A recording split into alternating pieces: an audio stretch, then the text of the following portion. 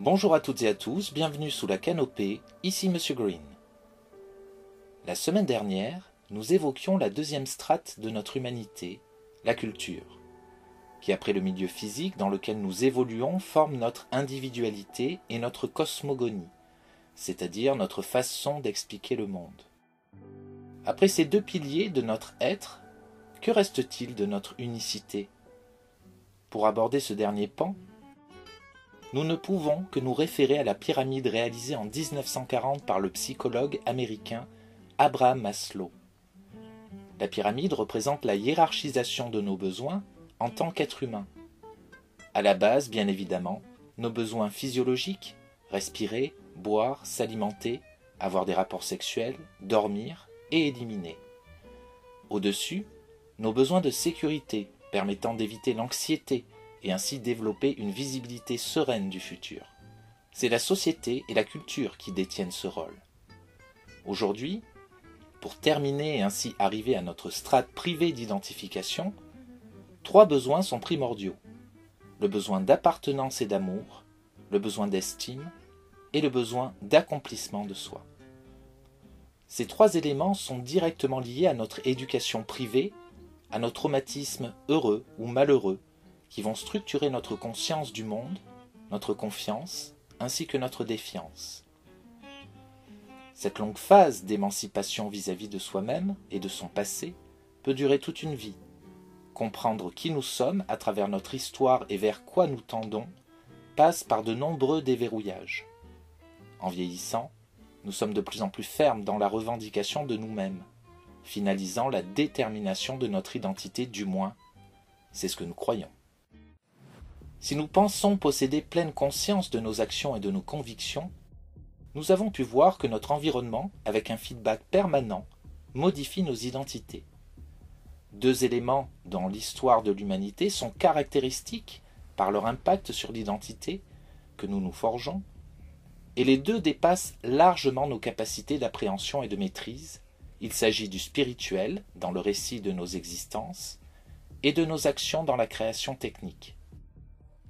Les 2 sont coexistants et s'influencent en permanence, menant l'homme vers une destinée qu'il confectionne en mêlant son esprit à la technique. Le seul ressort utilisé est le désir. Pour ouvrir cette porte du désir humain, nous ne pouvons passer à côté de l'ethnologue et sociologue René Girard, qui par l'étude anthropologique et littéraire a su développer une théorie qui fonctionne de manière universelle. Selon lui, l'humain est doté d'un désir mimétique préexistant. Nos désirs ne sont jamais les nôtres, mais le désir du désir de l'autre, des autres. C'est bien parce que nous vivons groupés et en société avec l'autre que nos désirs apparaissent. Seuls, nous serions dénués de toute envie. Si l'autre est celui qui me fait désirer un même objet de conquête, s'il atteint son but et moi non, celui-ci devient mon rival. Si Freud avait déterminé la construction de l'individu par rapport au désir de l'enfant vis-à-vis des parents, René Girard l'élargit à l'ensemble des individus qui interagissent avec nous. Porté à son apogée, ce désir se mue. Il n'est plus le désir de l'objet en lui-même, mais le désir mimétique. Lorsque l'objet obtient une valeur si haute où tout le monde le désire, il peut d'un coup perdre sa valeur. Dans tous les cas, l'obtention de la satisfaction du désir fait naître un conflit de rivalité qui sera alors porté au plus haut dans la crise mimétique. Résoudre la crise suppose d'atténuer les tensions et de refaire société. Pour cela, l'humain utilise le bouc émissaire. Celui-ci permet de faire table rase des disputes d'une communauté autour d'une personne quelconque qui sera montrée comme le responsable du chaos. Quelques exemples du désir mimétique. Au niveau consommation, mon voisin a un SUV, Dans mon village, plusieurs personnes ont des SUV. Je veux un SUV, je ne peux l'obtenir, ma frustration se reporte sur mon voisin. Pour l'anthropologue, la publicité est l'outil permettant au désir mimétique de s'introduire chez la personne. Toute publicité est axée sur ce désir puisqu'il est porteur de juteux profits. Dans la finance maintenant, la bourse fonctionne essentiellement sur ce principe. Une action est achetée non pour sa valeur réelle, mais bien parce qu'elle est achetée par d'autres. Et le même phénomène se produit lorsque des actions sont vendues rapidement. Au niveau politique, l'usage du bouc émissaire est exemplaire. Trouver dans une représentation politique ceux qui feraient vaciller un système est courant. Le colonialisme n'a été et n'est qu'une reproduction du désir mimétique. Ainsi, au quotidien, nous sommes dirigés par notre désir mimétique, intrinsèquement incorporé à notre façon d'être. René Girard va plus loin en observant de près les croyances. Si dans les mythes anciens, tout commence par le chaos pour finir par un apaisement, le bouc émissaire de l'histoire n'est jamais déterminé et subit le courroux tout en étant une victime cachée. Chez les Grecs, les pharmakos sont fréquents. Ils sont littéralement ceux qu'on immole en expiation des fautes d'un autre. On pouvait ainsi dilapider celui qui semblait être la cause des problèmes. Ce que relève l'ethnologue, c'est qu'à chaque fois, cette solution fonctionne, puisque la mise à distance du bouc émissaire permet à la société de se réconcilier pour un temps en s'unissant pour s'opposer à lui. L'arrivée du judaïsme, puis du christianisme, va permettre la visibilité du bouc émissaire, et ainsi apporter une réponse aux crises mimétiques pour que l'humanité ne retombe pas dans ses travers. Jésus-Christ est un bouc émissaire, victime de crises mimétiques, mais à la fois, il offre son amour et pardon perpétuel en réponse. Cette rupture a permis d'apporter une solution pour un temps. Pour René Girard, la religion n'est pas cause de conflit, ce sont les crises mimétiques qui le sont. Les religions archaïques dissimulaient la violence humaine, alors que le christianisme l'a révélée et souhaitait apporter une réponse à l'humanité. Aujourd'hui, de nos sociétés modernes, le scientifique pense que la perte de sens symbolique et le seul modèle proposé par le capitalisme ne permettent plus d'affronter les crises mimétiques qui se multiplient via le consumérisme, crise environnementale, financière ou encore sociale à travers le monde. Nous sommes prêts à immoler quiconque semble être l'obstacle à notre désir jusqu'à l'apocalypse. Ce terme, qui a une connotation catastrophique de nos jours, vient du grec et signifie pourtant la révélation. Il faut souhaiter ainsi, selon René Girard, que l'apocalypse permettra à l'être humain de combattre son propre désir pour pouvoir vivre en société de manière harmonieuse. La mise à distance des grands mystères et la rationalisation du monde ont permis à la technique de croître d'une manière inégalée.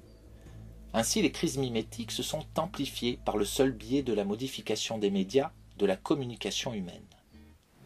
À chaque nouvelle découverte, la cognition humaine évoluait. Au début, le langage puis l'écriture, d'abord sur des pierres, puis sur du papier.